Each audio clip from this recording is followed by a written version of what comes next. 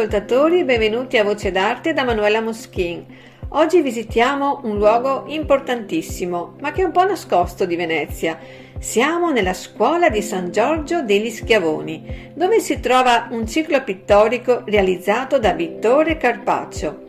La scuola venne eretta nel 1451 dalla comunità dalmata, che a Venezia trovò accoglienza in un'epoca in cui la Dalmazia era sotto il dominio della Serenissima.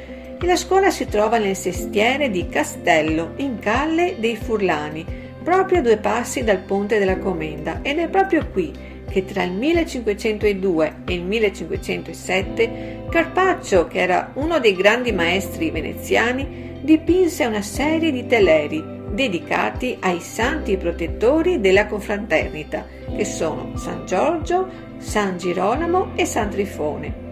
Oggi ci concentriamo sulla tela che ritrae San Giorgio e il drago, datata 1502, un soggetto che ci riporta a una delle leggende più note della cristianità. E la storia la troviamo nella leggenda aurea di Jacopo da Varagine, che ci porta nella città libica di Selene, situata accanto a un lago immenso. In quelle acque abitava un drago spaventoso, al quale i cittadini offrivano 2 pecore al giorno per placarne la furia. Ma una volta che aveva finito tutte le pecore, toccò al popolo a estrarre a sorte giovani da sacrificare. Quando poi non rimase più nessuno, la sorte cadde sulla figlia del re. E accade che la principessa, vestita per il sacrificio, si avvia verso il lago, pronta a incontrare il drago. Ed ecco che proprio in quel momento arriva Giorgio, che era un cavaliere proveniente dalla Cappadocia, e la principessa lo implora di fuggire. Ma lui non si lascia intimorire, sale a cavallo, affronta il drago e lo ferisce con la lancia. Succede però qualcosa di sorprendente. Giorgio chiede alla principessa di usare la sua cintura per condurre il drago fino alla città e lei lo accompagna come fosse un animale docile. Gli abitanti naturalmente sono terrorizzati e Giorgio, per tranquillizzarli, pone una condizione, dicendo che avrebbe ucciso il drago solo se tutti si fossero convertiti al cristianesimo. E così avvenne. La popolazione ricevette il battesimo e solo allora Giorgio trafisse la creatura. Il cavaliere poi rifiutò ogni ricompensa e poi sparì. Un racconto che, come ci spiega lo storico dell'arte Augusto Gentili, è ricco di simboli e metafore.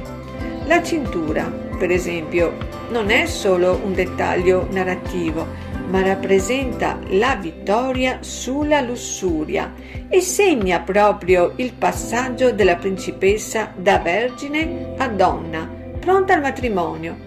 E anche la conversione del popolo non è casuale. Giorgio diventa quasi un sacerdote che guida i fedeli verso la vera fede.